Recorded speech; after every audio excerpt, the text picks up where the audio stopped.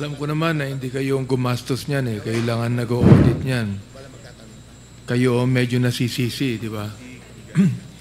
Pero ang tanong ko nagkaroon pa kayo ng parang ocular inspection doon sa mga ni-rent ng mga safe houses? Wala Wala kayong, po, Mr. Chair. Wala kayong ocular inspection report? Wala? Wala, Mr. Chair. Bakit? Wala ba yun sa rules Wala na po siya dapat yung gawin yun? Wala po siya sa joint circular, Mr. Wala Chair. yun? Wala Oo. po. O baka naman ginagawa nyo lang yan in respect to the position of the Vice President. Mr. Chair, hindi po. Kung ano po yung nasa joint circular, yun lang po sinusunod namin. Kung ano yung nasa joint circular at kung ano yung sinubmit sa inyong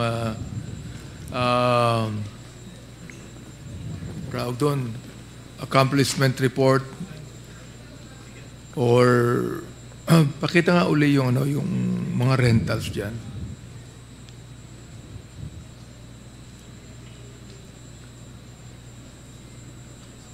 Yun lamang ang pinagbabasehan nyo na panggastos. At yan, acknowledgement receipt, nakalagay 500,000. Kung sinapit nyo sa inyo yan, wala na kayong ginagawang iba, kundi paniwalaan na lamang itong acknowledgement receipt na ito. Ganun po ba yun? Yes, Mr. Chair. Lahat naman po ng NGAs, ganun ang treatment po sa safe house. Considering yung nature nga po ng safe house, hindi rin po nila didisclose sa amin, Mr. Chair. Ang pinagtatakahan lang namin dito sa committee, Tony Cumora, is how 500,000, for example, can be used for 11 days. At anong klaseng safe house ang nirent, no? For 11 days na nagkakahalaga ng at least 45,000 pesos a day.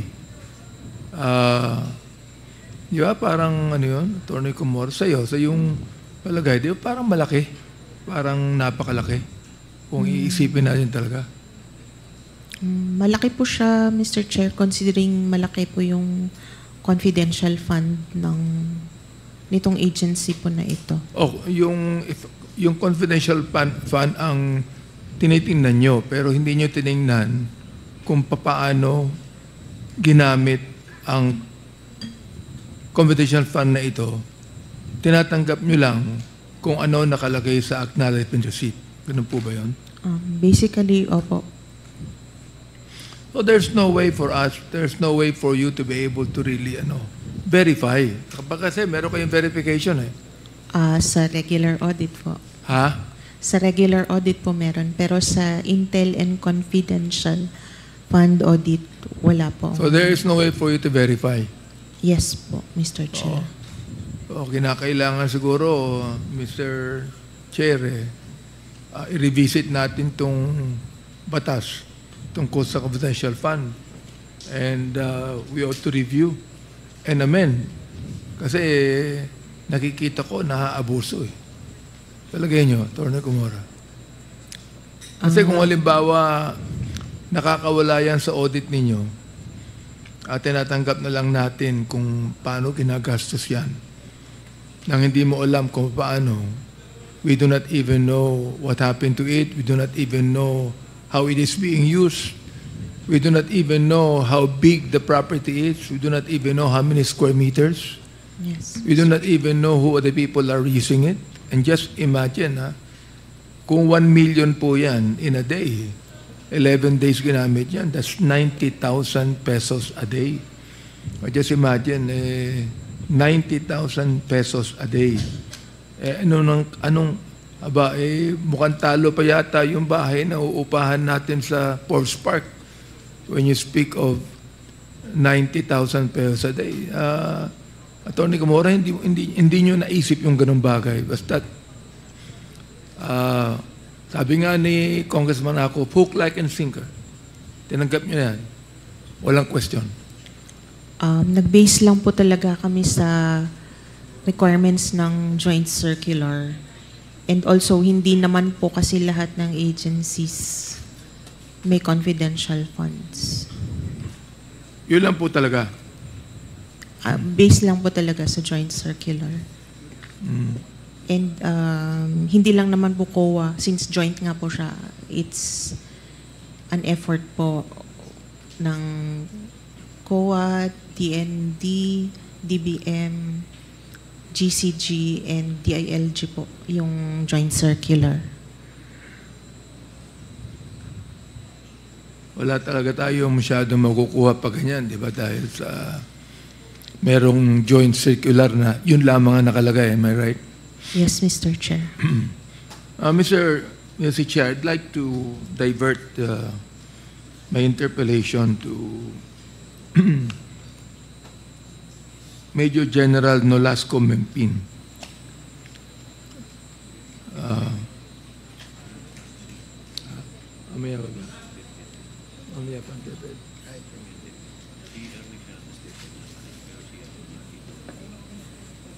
Okay, so we will give way muna sa OVP or tapusin muna yung OVP, so later on we'll go to the Department of Education. Major Pin, mamaya na. Mamaya tayo mag-usap. Thank you, Congressman Abante. Last to interpolate sa issue ng OVP is Congressman Ernix Junicio. And then we will now proceed to the DepEd. First to interpolate is Congressman Johnny Pimentel. The Chair would like to recognize Congressman Ernix Junicio for your interpellation. Thank you, Mr. Chair. Good morning, everyone. Ma'am Kamora, Mr. Chair, I'd like to ask some questions lang sa ating COA representative, si Attorney Carmora. I remember, Attorney, nung ilang beses na rin ako nakapagtanong sa iyo, you have always been cordial, respectful, and to the committee, and I believe that you're always prepared. At napakabait po ng demeanor nyo. Thank you for giving respect and answering the questions of the committee. I hope you can answer some of the observations of these humble representations, ma'am. Ma'am, na-notice ko lang po kasi, habang nag-check po ako ng documents, meron po tayo do sa rental ng safe house. Naririnig ko po kanina sa tanong ni Congressman Acop at ni Congressman Chairman Joel Chua na, ma'am, tama po ba na mga acknowledgement receipts ang basis po ng COA sa pagsusuri nitong mga to, sa rentals, ma'am? Dito po sa OVP, Mr. Chair, yes, acknowledgement receipts po. Kasi nung naririnig ko yung line of questioning ni Congressman Acop earlier, which nakikita ko maganda yung line of questioning, trying to find answers, trying to dig deeper, medyo nahihinto tayo because tama po ba dahil acknowledgement receipts lang ang basihan po natin? Yes, Mr. Chair. Sa inyo po ba, ma'am, wag na po bilang COA representative, wag po muna bilang abogado. On a personal note, kayo po, matagal na rin kayo sa COA, alam ko po lagi tayong may pinagbabasihan ng mga bagay-bagay. Pero as a person, as an individual, with your years of experience, gano'n po ba kayo katagal sa COA? 8 years po, Mr. Chair. 8 years is substantial time, ma'am. Tama po ba? Yes, Mr. Chair. Siguro nakapag-develop na rin tayo ng, how do I say this, innate gut feel natin if there is something wrong or if things are regular in nature. Tama po ba? Mr. Chair, ma'am, just ano lang to we're speaking candidly. Don't just tell me yung personal lang natin, ma'am. Kasi tayo, in every endeavor natin sa career natin, sometimes we develop yung personal nating pag-aaral. Diba, hindi naman lahat nakabase lang sa dokumento. Kayo po ba sa personal nyo, nakadevelop kayo ng somewhat, say natin, na yung innate panunuri nyo? Yes, Mr. Chair. Although as an auditor, Parang less than 2 years pa lang po ako as an auditor sa COA. Mas leaning Yes, ma'am. towards the legal. Opo, para lang mapabilis tayo, ma'am. Kasi ako, itong documents na nakita ko, ilang oras pa lang po na habang pinapakinggan ko lang base kay Congressman Acop and Congressman Joel Chua, ang ating chairman ng committee na to, meron na po akong na-observe na parang sa tingin ko, nakakapagtaka. For example, ma'am, if I may continue, Mr. Chair, tama. Please continue. Nung fourth quarter po noong 2022, ilan po ba yung ginamit para sa rental expenses? For 2022 po, 16,000 po. 16,000, ma'am? 16 million, sorry. 16 million po. And it was spent for how many days po, ma'am? For 11 days po. For 11 days. Some would say that it might be too much, but it's really hard to assess since it's just acknowledgement receipts that we have. Tama po ba, ma'am? Tama po, Mr. Chair. So, going to the line of questioning po, sa first quarter ng 2023 naman po, ma'am, magkano po ang nagastos for rental expenses? For the first quarter, 16 million din po, Mr. Chair. Pareho po? Yes, Mr. Chair. Sa ano pong duration naman siya ginamit?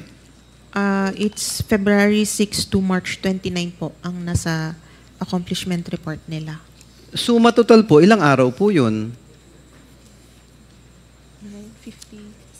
56 days po. 56? Or more or less? More or less, no? Nasa More or mga less. 53. 50-something days. As to 53. compared to 11 days back in the fourth quarter. Tama po ba, ma'am? Yes, Mr. Chair. Ayun, kasi parang, actually, ma'am, yun lang po yung na-notice ko, na parang with the same amount, but with a different number of days. So, I understand na parang, yun po ba hindi suspicious sa inyo or regular naman po kaya yun sa tingin nyo? Well, personally, I find it medyo steep po siya, considering na 11 days lang po. But, Hindi, yes ma'am, pero nung sumunod na quarter, parang mas humaba na. Napagkasya naman yung same amount na sinasabi nyo po, di ba? yes, Mr. Chair. So do we both agree na parang mas mura yata yung pagkakagastos nung sumunod na quarter? Yes, Mr. Chair, considering mas mahaba. Mathematics lang eh, no? 11 days versus 53 days. Eh nung kayo po kayang second quarter naman nung 2023, ma'am, magkakano po ang nagamit? 16 million din po, Mr. Chair. So it's the same amount every quarter. Tama po, ma'am? At least for the fourth quarter of 2022, for the first quarter of 2023, and for the quarter 2 of 2023, it's all the same amount po, ma'am? Yes, Mr. Chair. And may you repeat again the amount po? 16 million po, Mr. Chair. Dito naman po sa second quarter ng 2023, gaano po naman katagal ginamit? 66 days, Mr. Chair. 66, ma'am. Yes, Mr. So mas humaba. Yes, Mr. Chair. Ma'am, if you may repeat 67 nga, days. medyo nalilito ako, maraming numero. Yung yung quarter 4 ng 2022, for 16 million, ilang pong araw ginamit? For 2022, 11 days po. 11 days. So, nung quarter 1 naman ng 2023, makikita dito, ilang araw po ulit, ma'am? 53 days. 53 days. Opo. So, with the same amount, mas marami ng araw ang paggamit. Yes, Mr. Nung Chair. sa quarter 2 of 2023, with the same amount of 16 million, ilang araw naman po ginamit? 66 ang sabi niyo po? 67 po, based on computation ng... 67 days. Opo, Mr. So Chair. having said that, ma'am, sa personal po ninyong opinion, being an attorney and 2 years in the audit department of the Commission on Audit, hindi po, regular po ba yung ganon na same amount but different number of days? Well, personally po, medyo steep nga po yung lalo na po yung sa 2022 since 11 days lang po siya. Na 16 million for 11 Yes. days. Compared po dun sa 2023 na almost parang... Ma'am, ano po bang basihan nyo dito sa lahat ito? Bukod po sa acknowledgement receipt, meron po ba kayong breakdown na itong mga paggamit ng pondo na to? Yung nasa accomplishment report po, Mr. Chair. Yung accomplishment report, yung report nila. But did it say kano- po, ma'am, kung saan ginamit? Anong klaseng facility ba ito? No information, Wala pong Mr. information. Chair. Opo. So, very bare po. Yes, Mr. Chair. Oh, based on the observation of this humble representation, Mr. Chair, parang I agree with you and Congressman Acop that there has to be a new law that we have to make, to be able to check so that we can protect better the funds of the people. Your Honor, ito po, if I may, meron pa po akong konting oras. Thank you, Mr. Chair. Ang quarter 3 naman po, ma'am, ng 2023, magkakano po ang nagamit para sa rental? Mr. Chair. If I may repeat, Mr. Chair, it's quarter 3 of 2023. It was 5 million po. Ma'am, pakilakas po. Ano po yun? 5 million po, Mr. Chair. 5 million. Yes, Mr. Chair. Parang malayo po doon sa mga nakaraang quarter. Mr. Chair, yes.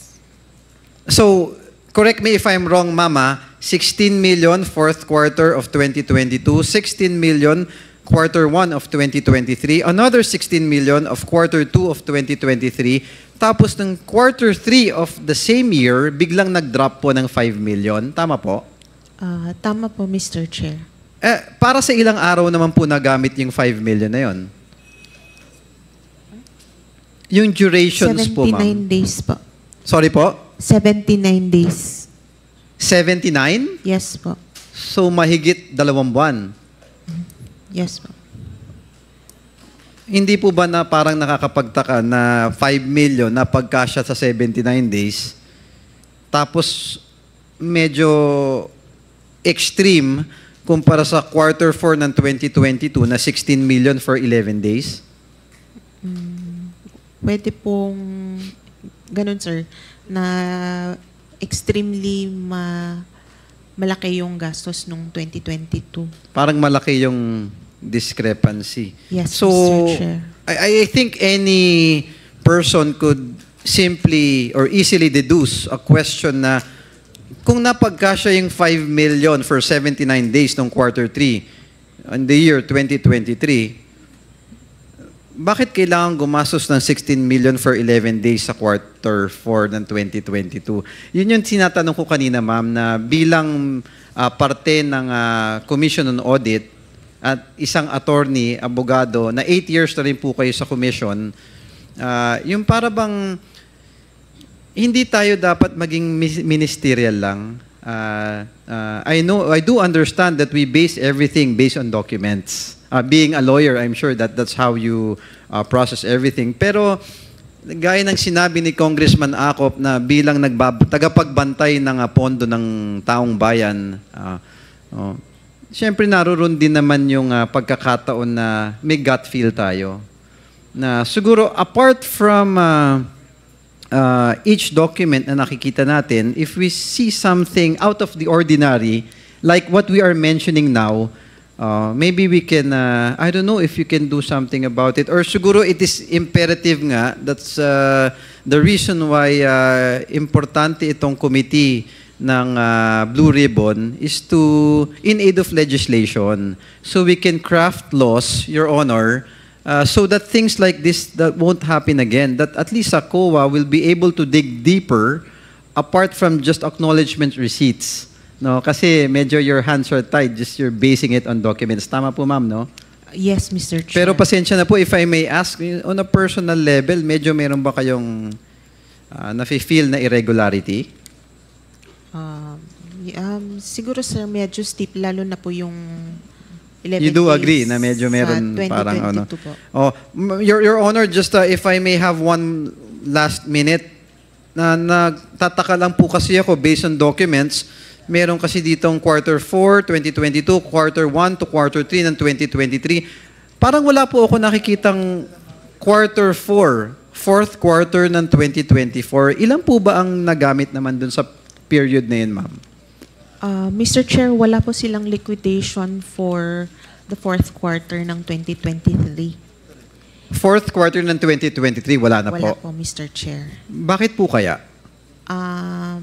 Based sa, sa ATL, ba? ATL po, wala po yata silang cash advance nung fourth quarter. So in short, ma'am, would it be accurate to say na wala pong ginamit na rental nung fourth quarter of the year 2023? Yes, Mr. Chair. And lahat po nung remaining na confidential fund nila, hindi na nila nagamit. Hindi na nagamit. Yes, Mr. Chair. So another question can be raised na ano po kaya yung programa na pinaggamitan kung bakit bigla na lang nung fourth quarter hindi na kailangan ng funding doon. Yun yung parang pwedeng maisip ng simpleng tao na bakit biglang nawala na lang yung funding na hindi na lang biglang kinailangan. Tama po ba, ma'am? Tama naman po, Mr. Chair. Yeah. Again, Mr. Chair, thank you po, ma'am, for always being cordial and putting a smile in this committee. Mr. Chair, yun lamang po, if I may reiterate, pasensya na po that I took a little bit of time of this committee. Yun lang po talagang na-notice ko na medyo malaki yung discrepancy na nung fourth quarter of 2022, 16 million for 11 days. Tapos nung third quarter, naging 5 million for 79 days. We cannot dig deeper. That's why in aid of legislation, we really have to craft laws for us to be able to dig deeper na hindi na po maulit. At least may kasagutan na po sa susunod ang COA sa atin. Yun lamang po, Mr. Chair, and marami pong salamat sa inyo. Thank you, Congressman.